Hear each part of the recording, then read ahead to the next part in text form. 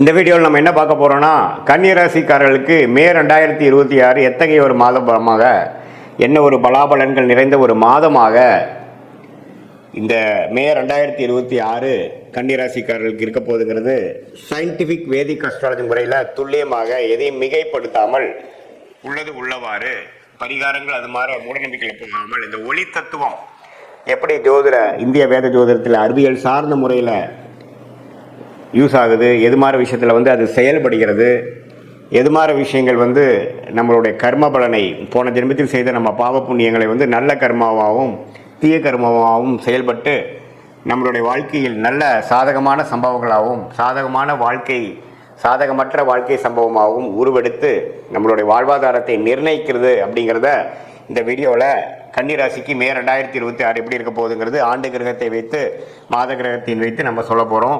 இப்போ பாருங்க, புதன் கன்னிராசியோட அதிபதியாக இருந்து மாதம் முதல் 2 வாரம் 8ஆம் இடத்திலேயே இருக்கிறார். அதுக்கப்புறம் பாருங்க, மே 15க்கு அப்புறம் அவருக்கு பிடித்தமான சுக்கிரனோட வீட்டுக்கு 9ஆம் இடங்கிற பாகிஸ்தானத்துக்கு போகிறார். ஸோ இதிலிருந்து நல்ல மாற்றங்களை கொடுக்கக்கூடிய அமைப்பாக மே செகண்ட் ஹாஃப் வருகிறது.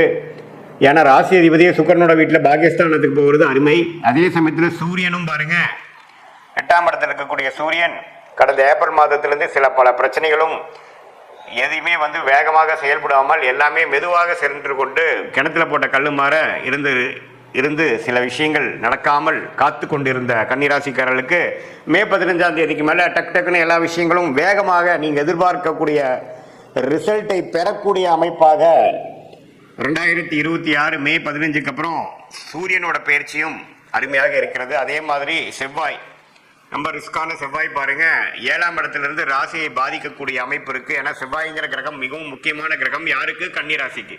ஏன்னா செவ்வாய் கொஞ்சம் பிரச்சனைக்குரிய கிரகமாக இருக்கிறார். 8ஆம் வீட்டு அதிபதி அட்டமாதிபதியாக வருகிறார். ஸோ அவர் 7ல இருந்து அவரும் மே 15க்கு அப்புறம் பார்த்தீங்கன்னா 8ஆம் இடத்துக்கு போறார்.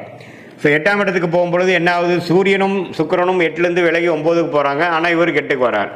ஸோ அப்படிங்கிறப்போ சில விஷயங்கள் பாசிட்டிவாக நடந்து இன்னொரு சில விஷயங்களில் நீங்கள் கவனம் செலுத்தக்கூடிய அமைப்பு தேவைப்படுகிறது. கொஞ்சம் சொத்து, 8ஆம் வீட்டு அதிபதி 8ல் ஆட்சியோடு இருக்கிறனால ஷேர் மார்க்கெட், சொத்து, உயில், மனைவி மூலமாக, மனைவியாக இருந்தால் கணவன், கணவனாக இருந்தால் மனைவி, பார்ட்னர்ஸ் மூலமாக சில நல்ல விஷயங்கள் நடக்கக்கூடிய அமைப்புகள் உண்டு.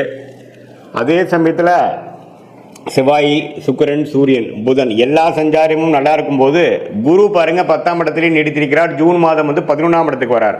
ஸோ 11ஆம் இடத்துக்கு குரு வருவது அருமையான விஷயம். ஏன்னா 11ஆம் இடத்துல கடகத்தில் உச்சம் பெற்று லாபத்தை கொடுக்க போகிறார் கன்னிராசிக்காரர்களுக்கு. ஸோ அதுக்கு வேணுங்கிற மிக முக்கியமான சில ஃபவுண்டேஷனான விஷயங்கள், அடிப்படையான விஷயங்களை எல்லாம் கண்டிப்பாக மே 15க்கு மேலே சில ஆரம்பகட்ட அமைப்புகளை தரக்கூடிய நிலைமையில் கன்னிராசிக்காரர்களுக்கு கிரக அமைப்புகள் இருக்கிறது.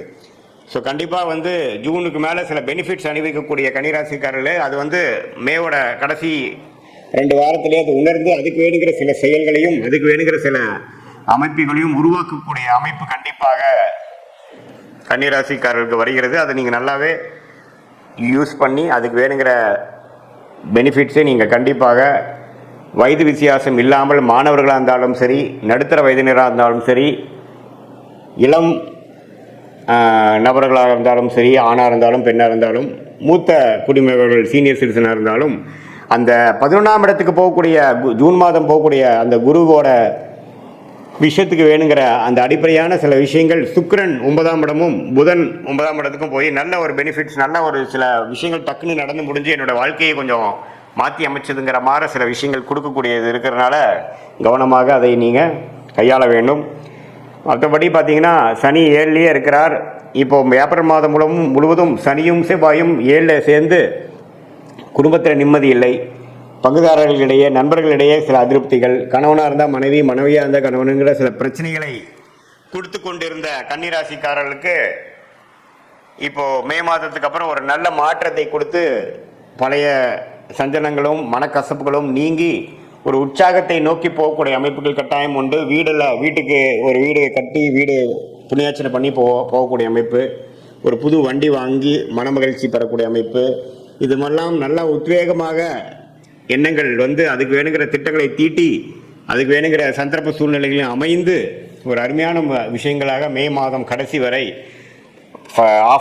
மிடில் இருந்து பார்த்தீங்கன்னா செகண்ட் ஆஃப் மே வந்து அற்புதமான ஒரு மாதமாக ஏப்ரல் மாதத்தில் நீங்கள் பட்ட பாடெல்லாம் ஓரளவுக்கு மறக்கக்கூடிய அளவுக்கு ஒரு நல்ல விஷயங்கள் நடக்கக்கூடிய அமைப்பு மே மாதம் 2026 கண்டிப்பாக கன்னிராசிக்காரர்களுக்கு இருக்குது. இது பொதுவான பலனே தவிர உங்களுடைய ஜென்ம ஜாதகத்தில் நீங்கள் எந்த தேதியில் பிறந்தீங்க, எந்த நேரத்தில் பிறந்தீங்க, எந்த ஊரில் பிறந்தீங்க வச்சுக்கோ, திருக்கணித பஞ்சாங்கத்தில் உங்களோட ஜாதகத்தை போட்டு நீங்கள் எந்த லக்னத்தில் பிறந்தீங்க, ராசி தான் கன்னிராசி, லக்னம் என்ன, அந்த லக்னாதிபதி எப்படி இருக்கார், ஸ்தானபலம் இருக்கா, திக்பலம் இருக்கா, திருக்பலம் இருக்கா, நீங்கள் வந்து உத்திர நட்சத்திரத்தில் பிறந்தீங்களா, அஸ்தமா, சித்திரை நட்சத்திரமா, இப்போ என்ன தசாபுக்திகள் போய் கொண்டிருக்கிறது, அந்த தசநாதன் புக்திநாதன் இப்போ நம்ம பேசின பொதுவான கோச்சார பலனில் எப்படி இருக்கார், எல்லாம் சேர்த்து வைத்து பார்க்கும் பொழுது துல்லியமான அடுத்து வரக்கூடிய ஷார்ட் டேர்ம் லைஃப் எப்படி இருக்குது, அடுத்து வரக்கூடிய லாங் டேர்ம் லைஃப் எப்படி இருக்குது, எது மாதிரி திசையில் போனோம்னா நம்ம வாழ்க்கையில் ஜெயிக்கலாம், எது மாதிரி வளைவுகள் தென்படுகிறது, எந்த சாய்ஸ் நம்ம எடுக்கலாம், எந்த நேரத்தில் அது நடக்கிற மாதிரி இருக்குது, நம்ம லேட் ஆகிற மாதிரி இருக்கா, இம்மிடியேட் ஆகிற மாதிரி இருக்கா, எப்போ நம்ம வந்து